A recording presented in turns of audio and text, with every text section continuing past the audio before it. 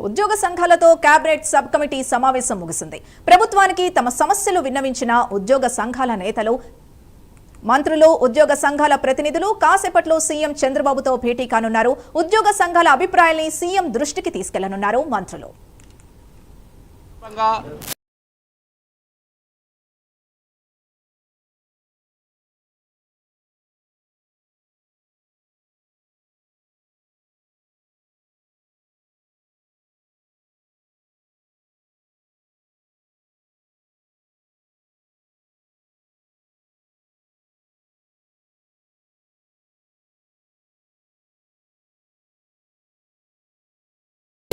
ఉన్నారు 62 సంవత్సరాల వయస్సు వర్తింపజేయడంతో పాటు వాళ్ళ సర్వీసులు కూడా రెగ్యులరైజ్ చేయాలని చెప్పి కోరడం జరిగింది.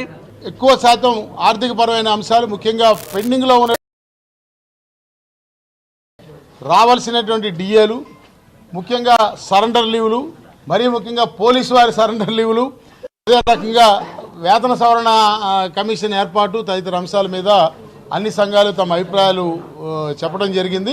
పేరుకుపోయిన బకాయిల విషయంలో ఒక ప్రత్యామ్నాయ మార్గం, ఉద్యోగులకి అసలు ఎంత బాకీ ఉందో ప్రభుత్వం వాటిని లెక్క తెల్చి సర్వీస్ రిజిస్టర్లో ఎంట్రీ వేసి ఒక పథకాన్ని హౌసింగ్ పథకంతో ముడిపెట్టి ఎవరి ఊర్లో వారికి రావాల్సిన బాకీకి సమానమైన భూమిని, ఇంటి స్థలాన్ని ఇచ్చేటట్టుగా, అందులో 2 సంవత్సరాల్లో ఉద్యోగి ఇల్లు కట్టుకుంటే ఆ బ్యాంక్ ఇంట్రెస్ట్ని ప్రభుత్వం సబ్సిడీ చేసేటువంటి ఒక విధానాన్ని రూపొందించమని మేము ప్రభుత్వాన్ని, మా సంఘం పక్షాన మా ప్రతిపాదనగా ప్రభుత్వం ముందు ఉంచాం.